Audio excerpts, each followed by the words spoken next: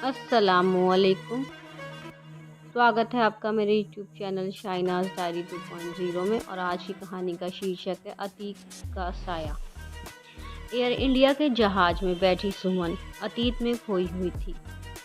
परिचारिका की आवाज़ सुनकर कि मैडम सीट बेल्ट लगा लीजिए, जहाज़ दिल्ली के हवाई अड्डे पर लैंड करने वाला है, वह एक संभली।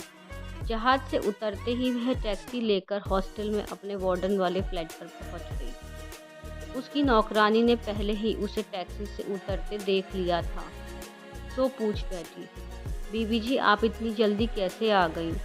आप तो 1 महीने बाद आने वाली थी। सुमन झल्ला उठी थी और बिना उसकी ओर देखे कह उठी, अभी तू जा, मैं बहुत थक गई हूँ, आराम करना चाहती हूँ। उसके जाते ही सुमन लेट गई और अतीत में खो गई। लगभग 28 वर्ष पहले उसके पिता ने बड़े अरमानों से उसका विवाह एक संपन्न परिवार के एक लौते बेटे अविरल से करके राहत की सांस ली थी। रिश्तेदारों ने भी पूछा था, मास्टर साहब यह सब आपने कैसे संभव किया? यह सब ऊपर वाले की कृपा से ही संभव हुआ है, उन्होंने ऊपर हाथ उठाकर कहा था। अविरल के घर वालों ने भी तो सुमन को सिर आंखों पर बिठा रखा था। तभी उसे एक दिन अचानक पता चला कि सिर्फ 2 महीने बाद अविरल पीएचडी करने अमेरिका जाने वाला है। यह सब कुछ इतना जल्दी जल्दी हो रहा था कि सुमन ना खुश हो पा रही थी ना दुखी। हाँ, उसे इतना अवश्य लग रहा था कि उन्होंने यह बात उसे शादी से पहले न बताकर ठीक नहीं किया, और यही सोचकर वह रातों को जागती, वह दिन व्यवस्था में बीतते। अविरल के अमेरिका जाने का समय भी आ गया।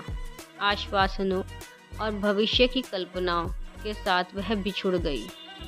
पति का अभाव भुलाने के लिए उसे कुछ दिनों के लिए मायके भेज दिया गया। कुछ समय के लिए तो अपनों व सहेलियों के बीच वह सब कुछ भूल गई थी। तभी अचानक उसका जी मिचलाने के साथ उसे पता लगा कि वह मां बनने वाली है। उसे अविरल से अमेरिका में शीघ्र मिलने की आशाएं धूमिल होने लगी, पर अविरल के पत्र, सास ससुर का लाड प्यार और शीघ्र मिलने का उसका आश्वासन ही उसे अकेलेपन का एहसास नहीं होने दे रहा था। समय बीता, घर में एक नन्हे से सुंदर शिशु ने जन्म लिया। खुशियाँ मनी, मिठाइयाँ बटी और ना जाने क्या क्या हुआ। बच्चा होते ही अकेलेपन का बचा कुचा एहसास भी ना जाने कहाँ गायब हो गया। अब तो उसे ना पति के पत्र का इंतज़ार, ना उसकी याद। बस सारा समय आनंद के साथ ऐसे ही निकल जाता जैसे उसके जीवन का सब कुछ वही है। मायके वाले भी खुश थे कि आनंद के आ जाने से उसका समय भी आसानी से कट जाएगा, और कट भी रहा था। अविरल के शीघ्र बुलाने के आश्वासनों में 3 वर्ष बीत गए और उसे पता न लगा हो ऐसी बात भी नहीं। पर वर्तमान और भविष्य की कल्पनाओं के बीच वास्तव में उसे अकेलेपन का एहसास नहीं हुआ। किसी को क्या पता था कि उसे यही जीवन जीने के लिए तैयार होना पड़ रहा था। एक दिन अचानक अविरल के मित्र के पास आए अविरल के एक पत्र ने सबकी आशाओं पर पानी फेर दिया और सुमन का भविष्य तो पूरी तरह अंधकारमय कर दिया था। अविरल ने लिखा था कि किन्हीं कारणोंवश वह एक अमेरिकी लड़की से शादी कर रहा है, और उसने आग्रह किया था कि वह यह बात उचित समय पर मम्मी को बता दे तथा हो सके तो उसकी ओर से क्षमा मांग ले। यह जानकर सब पर क्या बीती थी, उसे समय के थपेड़ों ने अब पूरी तरह भुला दिया था।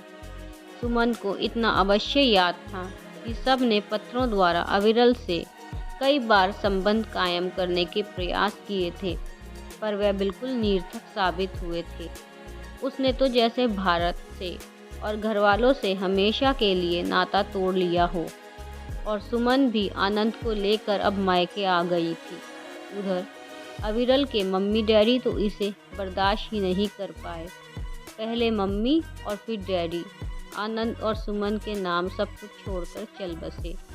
हालांकि वह इतना छोड़ गए थे कि वह और आनंद जीवन भर घर बैठे खाते तो भी ख़त्म ना होता, पर सुमन का स्वाभिमान ऐसा करने को उसे रोक रहा था। उसने संकल्प लिया कि वह अपने पैरों पर खड़ी होगी और आनंद को इतना ऊंचा उठाएगी कि अगर कभी अविरल को उसका एहसास हो तो वह अपनी करनी पर पछताए। Thank you. Do like, comment, share and subscribe my channel for more stories. Please support me.